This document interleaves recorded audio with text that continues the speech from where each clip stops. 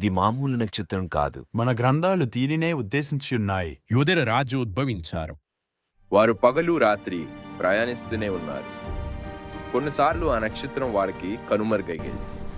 ఈ సుదీర్ఘ ప్రయాణం వారి నమ్మకాన్ని పరీక్షించడానికి.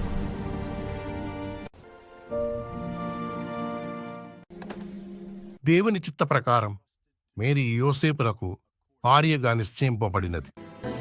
మేరీ, భయపడుకుము, నీవు దేవుని అనుగ్రహమును పొందియున్నావు. నీవు గర్భవతివై కుమారుని కనదవు. ఆయనకు యేసు అని పేరు పెట్టుము. పవిత్రాత్మ ప్రభావం వలన నేను గర్భవతినయ్యాను. మేరీ, మేము నిన్ను నమ్ముతున్నాము. నాకు తెలుసు, కానీ యోసేపు గారు అదంతా దేవుడు చూసుకుంటారు. ఆమెను అవమానపరచను, రహస్యంగా పరిత్యజిస్తాను. ఆయన ఇట్లు తలంచుచుండగా ప్రభువు దూత కలలో కనిపించి, గర్భవతి అయిన నీ భార్యను స్వీకరించుటకు భయపడకుము. జనాభా లెక్కలు ముగించి బెత్లెహేము నుండి తిరిగి ప్రయాణం మొదలు పెడుతుండగా మరియమ్మకు ప్రసవ వేదన ఎక్కువయ్యను. తలుపు తెరవండి, నా భార్య గర్భవతి. ఇక్కడ చోటు లేదు. చోటు లేదయ్యా, వెళ్ళు.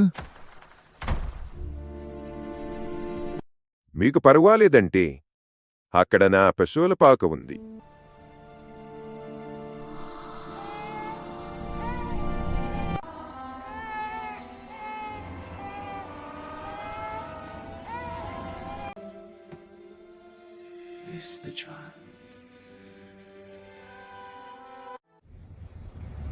దేవుని కుమారుడు రాజవంశంలోనే పుడతారు అని భ్రమపడిన జ్ఞానులు ఆనాటి యోధాను పరిపాలిస్తున్న హేరోదును కలవడానికి వెళ్లారు.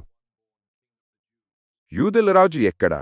ఆకాశమున ఆయన నక్షత్రమును చూసి ఆయనను ఆరాధించుటకు వచ్చాము. యూదుల రాజు అనే కదా అన్నారు.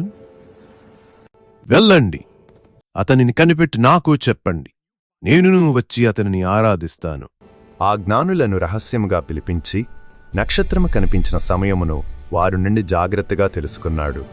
హేరోదు పరమ దుర్మార్గుడు, అతనికి ఎవరు పోటీ వచ్చినా నచ్చదు. గొర్రెల కాపరులు చెప్పింది ఈ శిశువు గురించే.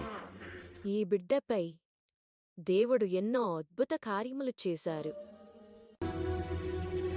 మన బిడ్డ లోకానికి వెలుగవుతాడు. దేవునికి వందనాలు, మన రక్షకుడు పుట్టాడు. మరియ తల్లి ఈ సంఘటనను అన్నీ ఆమె హృదయములో పదిలపరుచుకున్నారు.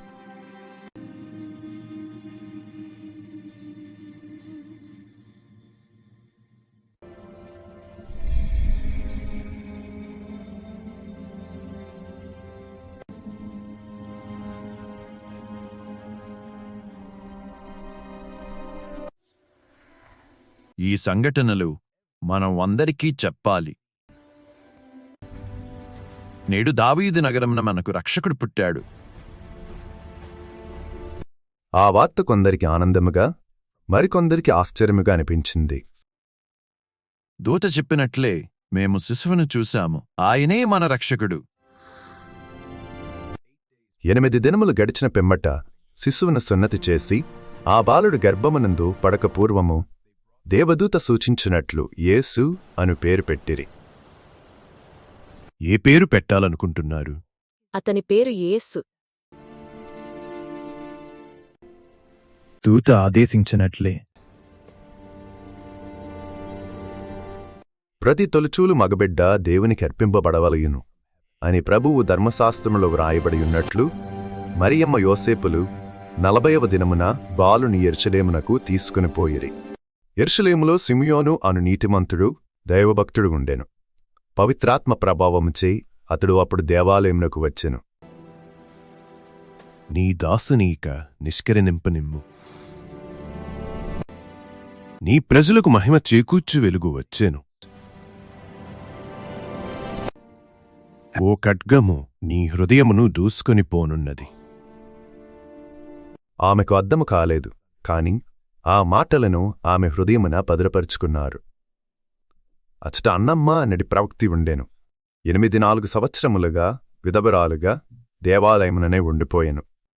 యెరూషలేము విముక్తికై నిరీక్షించే వారందరకు ఆ బాలుని గురించి చెప్పసాగిరి. బాలుని వారు దేవుని యందే పెంచారు. ఈ నగరంలో కూడా మనకు ఏమీ తెలియలేదు.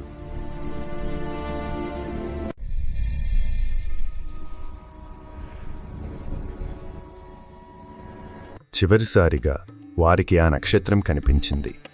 వారిని వారి గమ్యానికి చేర్చింది.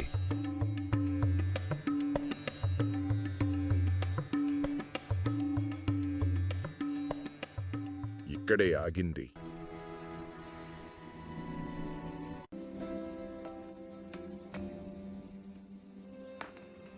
యూదుల రాజు ఎక్కడా? యూదుల రాజుగా పుట్టిన శిశువు ఎక్కడా? ఆ జ్ఞానులు ఒక పసిబాలుని సాష్టాంగపడి ఆరాధించిరి. వద్దు అనకండి, దయచేసి వీటిని తీసుకోండి. ఆ కానుకలు వారికి ఐగుప్తు ప్రయాణానికి ఉపయోగపడుతుంది అని వారికి అప్పుడు తెలియలేదు.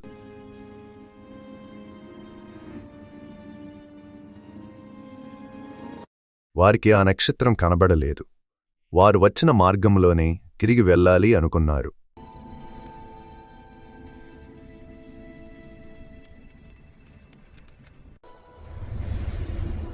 తిరిగి హేరోదు దగ్గరికి వెళ్ళొద్దు. మీకు కూడా ఆ కల వచ్చిందా? మనం వేరొక మార్గంలో తిరిగి వెళ్దాం. ఈ మార్గంలో వెళ్దాం. జ్ఞానులు వేరొక మార్గంలో వెళ్ళిపోయారు అని హేరోదుకు తెలిసింది. జ్ఞానులు వెళ్ళిన పిదప ప్రభువు దూత యోసేపునకు కలలో కనిపించి, లెమ్ము, శిశువును తల్లిని తీసుకుని వెంటనే ఐగుప్తుకు వెళ్ళు. హేరోదు శిశువును చంపుటకు చూచుచున్నాడు.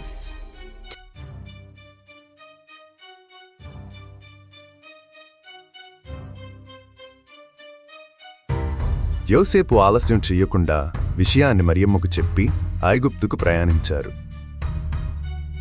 సూర్యోదయానికి ముందే వారు బెత్లెహేము దాటారు. ఆ జ్ఞానుల్ని వదనను. 2 సంవత్సరాల లోపున్న ప్రతి మగబిడ్డని చంపేయండి.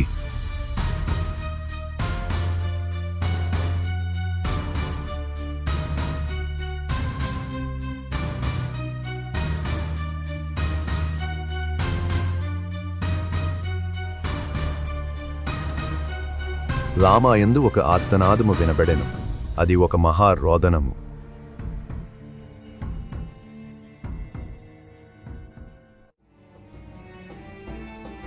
కొన్ని రోజులలోనే వారు ఐగుప్తు చేరుకుని స్థిరపడ్డారు. 3 సంవత్సరముల 6 నెలల తరువాత హేరోదు భయము వలన వారు ఐగుప్తులో 26 గ్రామాలు మారారు. హేరోదు మరణానంతరము ఐగుప్తనందున్న యోసేపుకు ప్రభువు దూత కలలో కనిపించి, లెమ్ము, తల్లిని బిడ్డను తీసుకొని ఇశ్రాయేలుకు వెళ్ళుము. వారి ఇరుగు పొరుగువారు వారిని ప్రేమతో సాగనంపారు. వారు తిరిగి వారి స్వగ్రామమునకు తిరిగి వచ్చారు.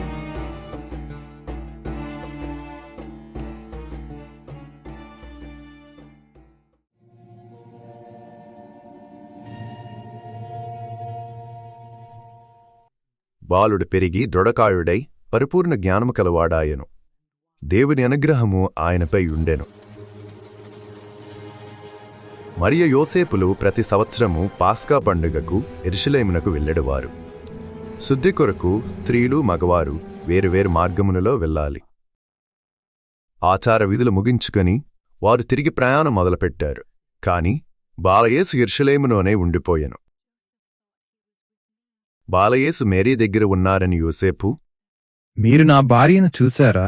యోసేపు దగ్గర ఉన్నారని మేరీ అనుకొని ఒకనాటి ప్రయాణం కొనసాగించారు.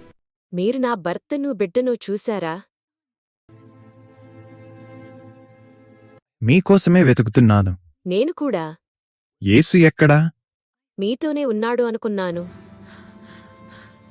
వెదికి వెతికి వేసారి ఆయన కొరకై వారు యెరూషలేమునకు తిరిగి వచ్చారు. 3 దినముల తరువాత దేవాలయములో వేద బోధకుల మధ్య కూర్చుండి వారి బోధలను ఆలకించుచు తిరిగి ప్రశ్నలు వేయుచున్న ఆయనను వారు కనుగొనిరి. ఆయన సమాధానములు విన్నవారు ఆయన వివేకమునకు విస్మయముందారు. కుమారా, ఎందుకిలా చేశావు? మీ తండ్రియూ నేనును నీ కొరకు వెతుకుచున్నాము. మీరు నా కొరకు ఎలా వెతికారు? నేను నా తండ్రి పని మీద ఉండవలేనని మీకు తెలియదా? మీరు తనకేమైనా పని అప్పగించారా? లేదు. ఈయన కాదు, నా పరలోక తండ్రి గురించి చెప్పాను. ఆయన మాటలను వారు గ్రహించలేకపోయిరి. అంతట యేసు వారితో నజరేతునకు తిరిగి వచ్చి తల్లిదండ్రులకు విధేయుడై ఉండెను.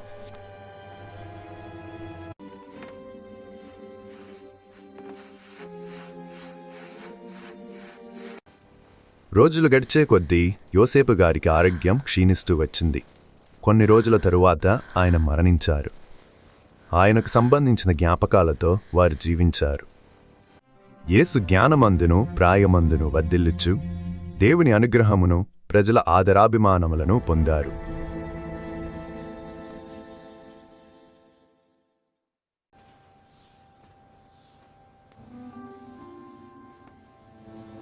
Mary, Mary,